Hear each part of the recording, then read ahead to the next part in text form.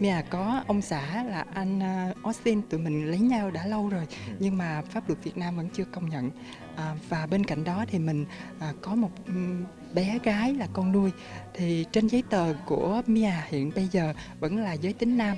Từ cái việc là mẹ của bé, Mia trở thành cha của đứa bé trên giấy tờ, và Mia mất đi cái quyền gọi là quyền sở hữu tài sản, quyền thừa kế, quyền bảo hộ cho con của mình. Trong đầu của Mia, mặc dù Mia sinh ra là nam, nhưng mà Mia lúc nào Mia cũng nghĩ mình là nữ.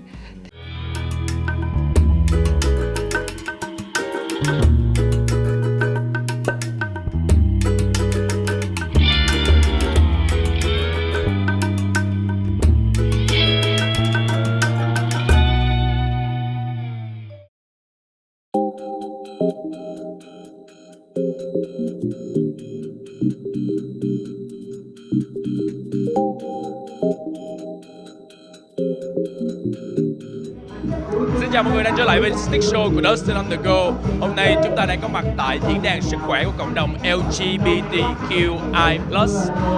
Và Dustin hôm nay có một nhiệm vụ là sẽ tìm hiểu về sức khỏe tâm lý của những người chuyển giới. Chuyển giới thì là có những ai và họ có những nhu cầu về y tế, về sức khỏe gì. Hãy cùng tìm hiểu với Dustin nhé.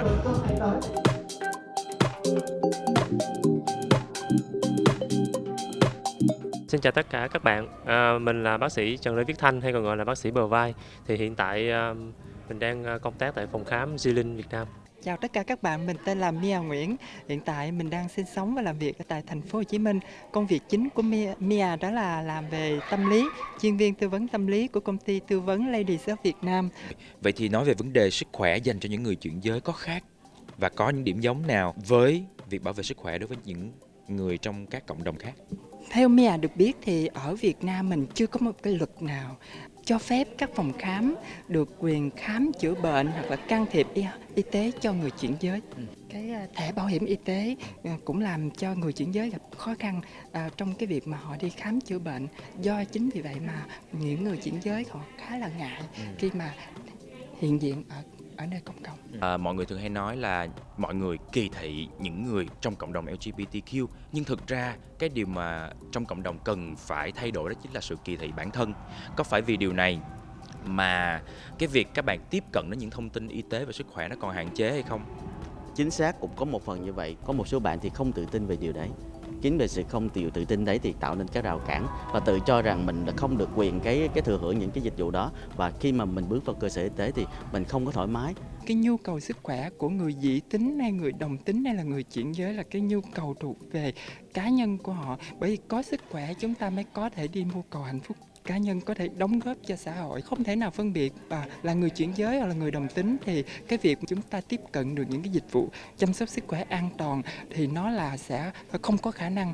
Đối với những khán giả bình thường, họ sẽ đặt câu hỏi là tại sao các cái nhóm cộng đồng TG là những người chuyển giới nữ họ lại có nguy cơ, hoặc là những người mà trong LGBTQI lại có nguy cơ lây nhiễm HIV cao hơn?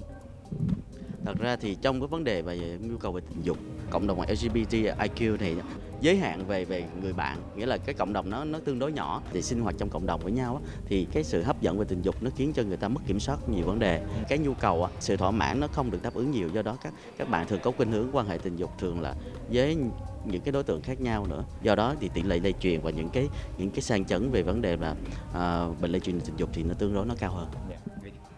Dẫn đến cái chuyện đó, có những biện pháp nào để các bạn có thể lưu ý, có thể bảo vệ bản thân sức khỏe mình trước khi mà bị những cái việc lây nhiễm đó ạ? Tất nhiên việc đầu tiên các bạn phải được có những cơ sở, những cái cộng đồng cung cấp những kiến thức chuẩn và những cái hiểu biết chuẩn, thì các bạn khi mà các bạn có cái điều kiện mà tiếp cận nhiều như vậy thì đó là vai trò của xã hội, vai trò của các cộng đồng để mà trao cái kiến thức đó và biến cái kiến thức đó thành cái thái độ biết trân trọng chính bản thân và biết không là phải biết bảo vệ chính bản thân mình và bảo vệ cho bản tình của mình. Thì lúc đó từ đó biết như vậy thì mới thành cái hành vi là tốt, những cái tình dục an toàn. Thì như vậy thì cái người cộng đồng LGBT mới còn ngày là càng khỏe mạnh và càng ngày là càng phát triển một cái cộng đồng lành mạnh. Thì khi mà nói đến sức khỏe của cộng đồng LGBTQI+, bác sĩ Thanh có thể cho mọi người biết ở trong phòng khám của mình cung cấp những dịch vụ nào? Phòng khám Zilin cung cấp các dịch vụ tư vấn, xét nghiệm, điều trị HIV và các bệnh lây truyền qua đường tình dục. phòng khám Jilin là một nơi mà các bạn có thể đến một cách rất là thân thiện và đáng tin cậy, giống như một cái điểm đến để cho các bạn có thể thoải mái để mà chia sẻ những cái vấn đề sức khỏe của mình. LGBT cũng là con người và cũng sở hữu đầy đủ nhân quyền như quyền được công nhận, bảo hộ và được yêu thương.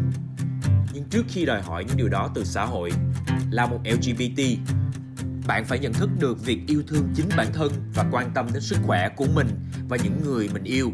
Hãy đến những phòng khám sau đây để được chào đón một cách bình đẳng và chuyên nghiệp nhất.